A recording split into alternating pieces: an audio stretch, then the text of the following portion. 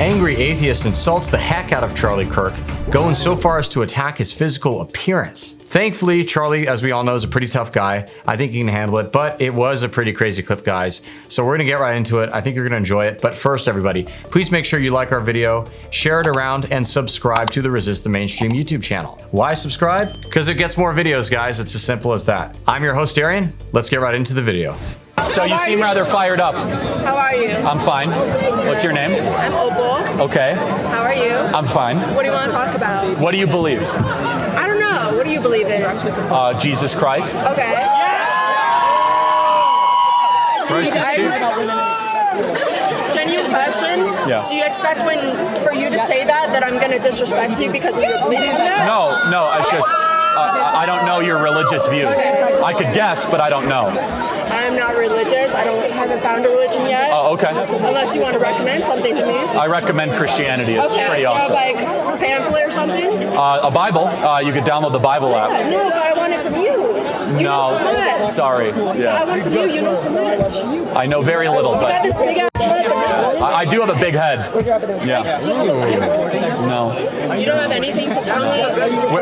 Yeah, I love how she starts out with genuine question, and then right after she's insulting his appearance. Was it really a genuine question? Press X to doubt. Where do you think you go when you die?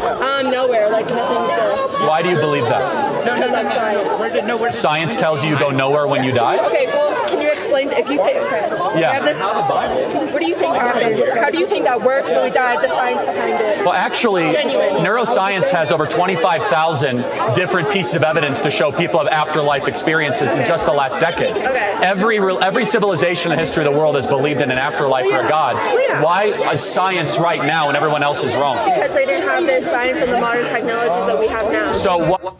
That neuroscience thing Charlie Kirk brings up is really interesting. You know, it reminds me of the fact that there have been a bunch of NIH studies, that's the National Institutes of Health in the US government, where they've had people take DMT, and they find that with the test subjects, within a very similar degree and very accurately recall experiences they had while on that drug. By the way, we're not endorsing drugs. Guys, don't do drugs, kids, okay? They're bad, don't do them. But here's the interesting part about the DMT experiment. People are able to recall consistent figures while on it. We're talking like demonic, alien-like figures and stuff like that, as well as geometric patterns. And they recall them in very similar manners. What do I mean by this? This means that, and this is from that experiment, a government-funded experiment, people from, say, Africa would recall a similar DMT trip experience to somebody from the Americas. Those people obviously have very different cultures, very different media exposure, etc. Yet they still have very similar experiences. What do you guys think about that? See, I find it fascinating because I think that indicates there may be some kind of realm that exists beyond us, beyond this physical world we exist in. And people can sit there and go, oh, you're crazy. Oh, it's stupid sky daddy, religious talk, or whatever all they want. But we have real science actually demonstrating that could be possible. Curious, what do you guys think about that? Just let me know in the comments what you think, because I kind of want to hear what you think about that. I find it interesting. Discovery has disproven the afterlife. Probably scientific, but no one can actually confirm because unless you're coming back to life, then nobody can confirm that yet. So you can't disprove it. And you can't prove it either. So it takes faith. Yeah. I have faith. Yeah, and I don't. And you know what? If you think that that's going to happen, then that's fine. Okay. I'm not mad at you for So that. how did the world come into existence? Big Bang. So the Big Bang. So the Big Bang made space, time, and matter. What started the Big Bang? No one knows. Not God. Well, but the laws of physics mean that there must How be did God get there? I'm confused. That's a genuine, like, everybody's... So a fun little fact about the Big Bang, it was discovered by a Catholic priest. Bet you didn't know that, huh? I can tell you they didn't teach me that in public school. They just taught us about the Big Bang and, that was that. They moved on. So point being, this is a man who believed in our Lord Jesus Christ. And he literally is the person who discovered that theory of the Big Bang that scientists now talk about nowadays. Or people like this girl who say, God obviously isn't real and the world started from the Big Bang. Well, a person who follows the religion of God, aka Jesus Christ, quite literally discovered the concept of the Big Bang. Kind of interesting. But God always is. But how did it get there? That's my question. That's a good question. Okay. So Christianity would argue that it is the Alpha and the Omega. It always is.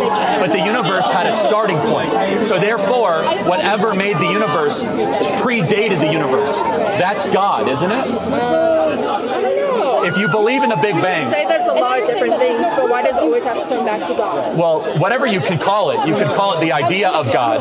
But if you believe in the Big Bang, Again, she says she's totally cool with the belief and doesn't care if you believe in God, but then she goes, well, why does it always have to come to God? You see, it's not an honest discussion. I think that's kind of clear. which you say you did, it means that space, time, and matter had a beginning, which means that something made that beginning happen. Do you believe in the Big Bang happening? Or do you Yes, think I believe God started the Big Bang. He spoke it into existence. You know who else believes God started the Big Bang? The Catholic priest who discovered it. Just saying. Yes. I'm just still confused on how this Well, because look, the first words of my Bible are the same of your view. In the beginning. Okay. You believe the Big Bang was the beginning. I believe in a Big Bang. Okay. So maybe God made it happen. But what's your explanation? I don't have an explanation because I don't study science, but I don't study faith. Okay, that's fair enough. You know, so I'm not going to put bullshit on my ass to tell you. That's fine. Well, that was interesting. Quite the colorful language from that girl there, but that's okay. There's a quick little supplemental clip I want you guys to check out on the same topic of atheism and God. I think you'll enjoy it. How much of atheism is not believing in God or declaring war on God?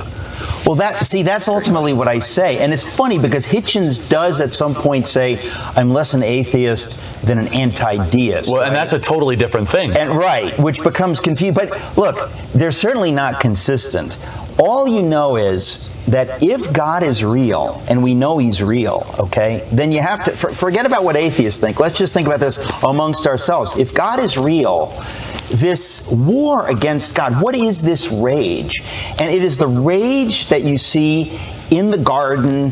Satan says, I want to be God. I would rather, as Milton puts it, I would rather reign in hell than serve in heaven. It's an irrational, ultimately self-defeating rage that says, I want to be God because I hate God so much. And it's kind of like the person who's willing to destroy their whole life because of what somebody did to them, and they don't have the ability to forgive, so they just act out of that woundedness, even if it destroys them. That, to me, ultimately is what atheism is. And I want to save those people from having those meaningless lives. I want them to wake up. If you want to be an agnostic, go for it. That's thoughtful. But atheism, I would have to say, can't work.